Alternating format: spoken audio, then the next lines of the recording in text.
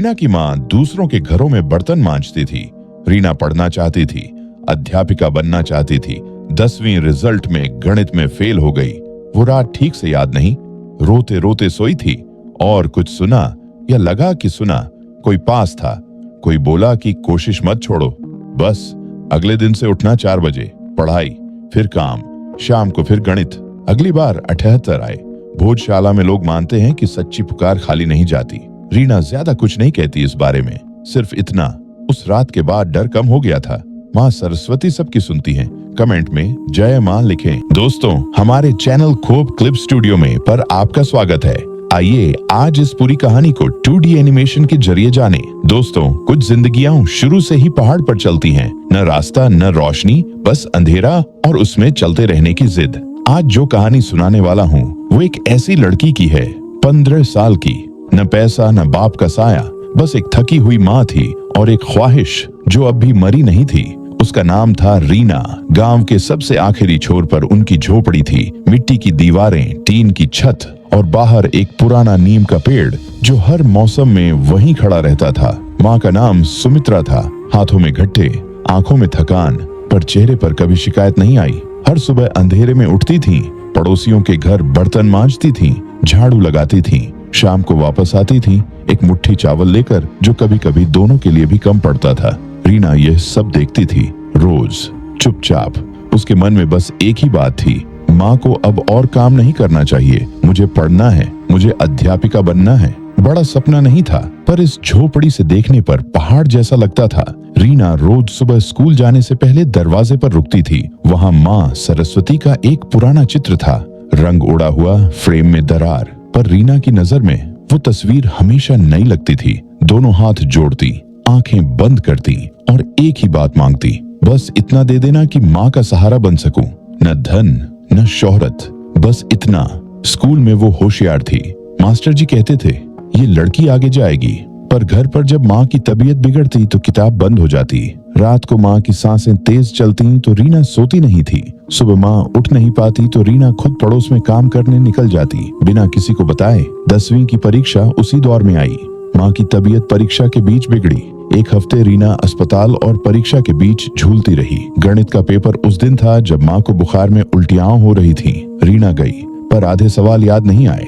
दिमाग घर पर था। परीक्षा के बाद जब रीना लौटी, माँ ने पूछा कैसा गया? ठीक था।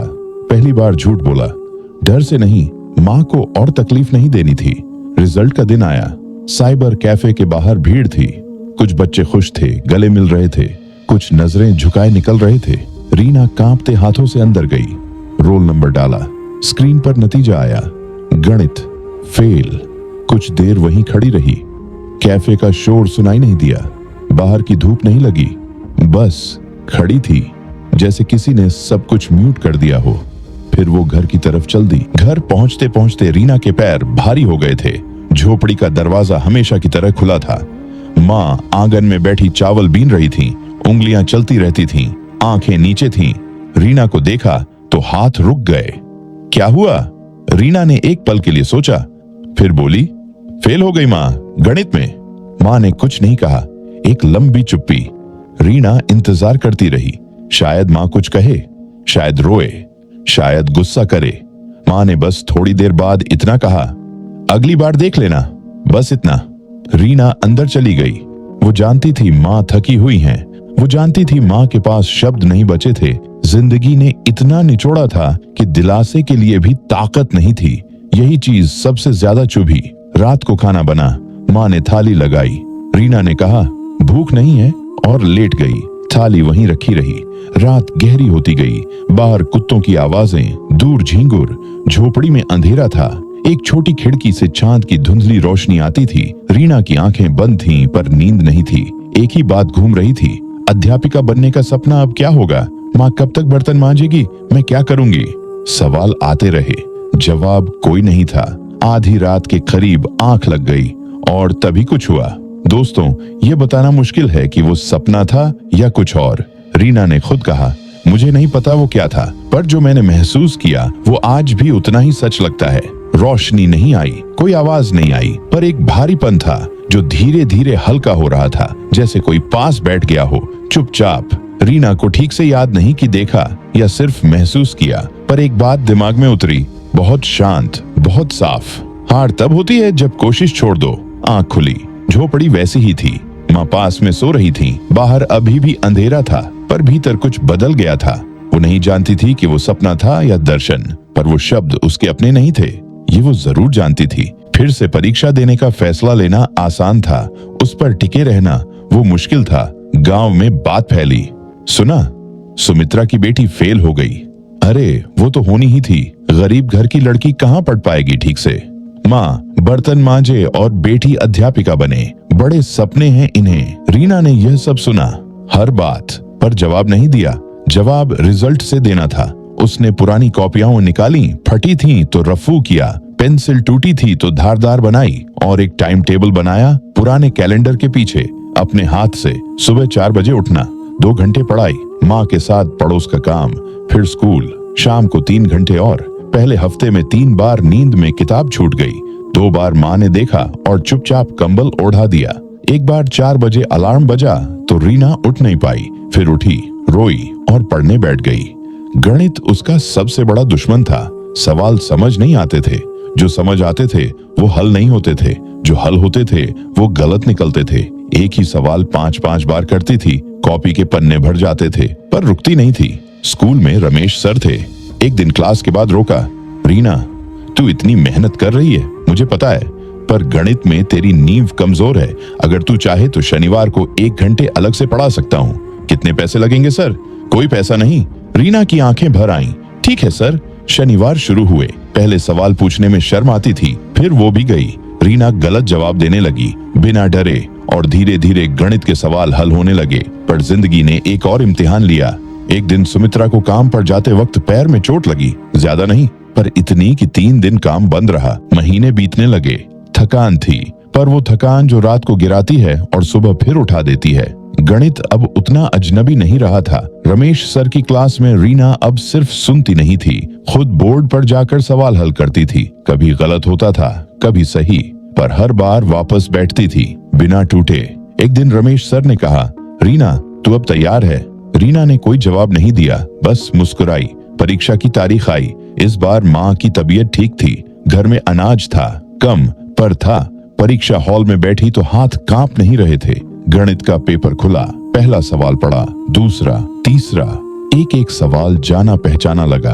उसने लिखना शुरू किया। 2 घंटे बाद घंटी बजी, पेपर जमा किया, बाहर निकली। धूप थी, पर उस दिन की धूप अलग लगी। घर आई, माँ ने पूछा कैसा गया?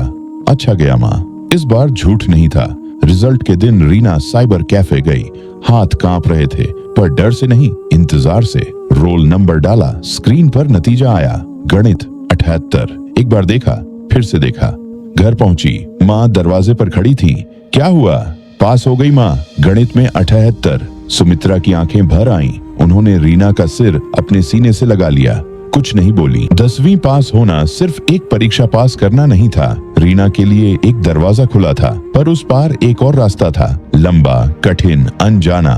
11वीं में दाखिला लेना था। गांव के सरकारी स्कूल में सिर्फ आर्ट्स था। रीना साइंस चाहती थी, पर फीस और किताबें उससे कहीं ज्यादा थीं, जितना सुमित्रा जुटा सकती थी। रीना ने आर्ट्स लिया, बिना शिकायत के। नए विषय थे, इतिहास, भूगोल, हिंदी, समाज शास्त्र। रीना को यह अजनबी नहीं लगे। गरीबी, संघर्ष, समाज, ये सब किताबों में भी था, पर रीना ने इन्हें सिर्फ पढ़ा नहीं था, जिया भी था।